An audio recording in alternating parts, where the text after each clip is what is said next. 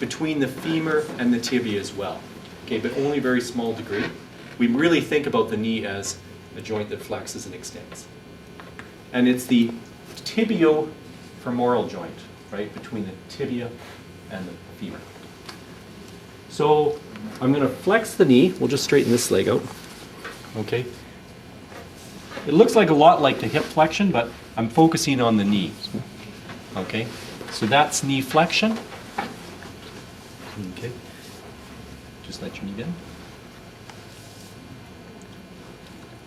Okay. So we're looking at, well, this is 90, right? We're looking at about 130 degrees of knee flexion with a soft tissue approximation end feel.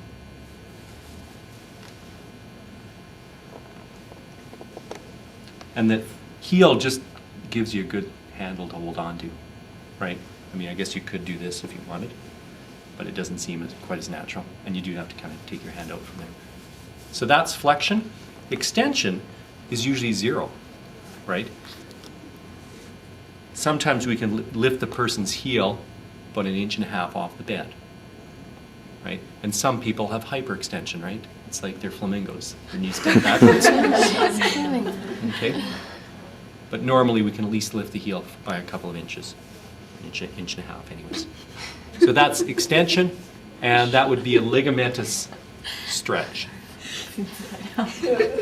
So that's flexion extension. Oh, Dan, you're not just stay where you are. Okay. It's okay, Jenny. I'm making fun of my socks. Oh no.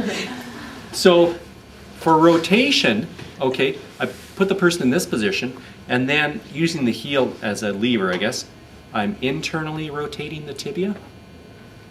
I'm externally rotating the tibia. And if you keep your hand up here, you can feel a bit of movement. Okay, not a great degree of movement, but there's a little bit of internal rotation. Okay, and there's a little bit of external rotation. Okay.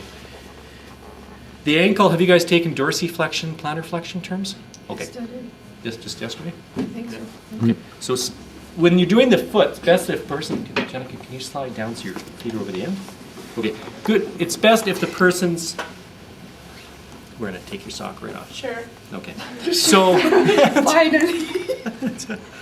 it's best if the person's foot is hanging over the edge so that it's free to move, right? Then it can move in whatever direction you want. Okay. For plantar flexion, okay, it's bringing the ankle down. Okay. Well, first of all, let me just some terminology.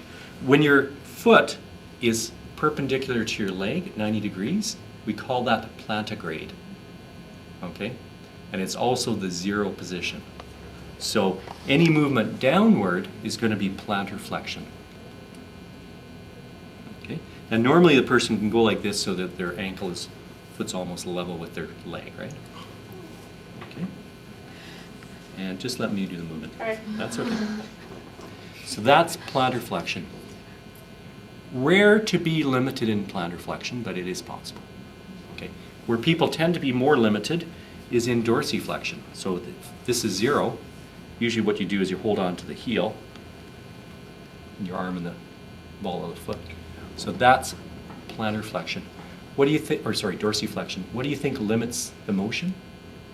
Ligament. Calf muscle. Isn't Calf muscle. It's soft tissue stretch usually.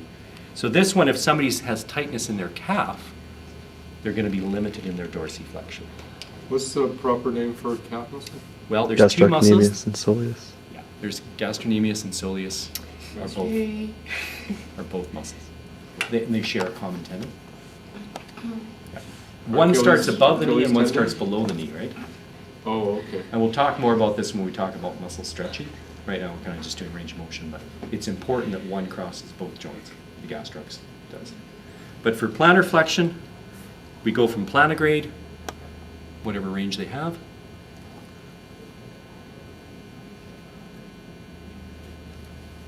Okay, and dorsiflexion from plantigrade to that position. Okay, so that's ankle dorsiflexion, plantar flexion. We'll talk about one more.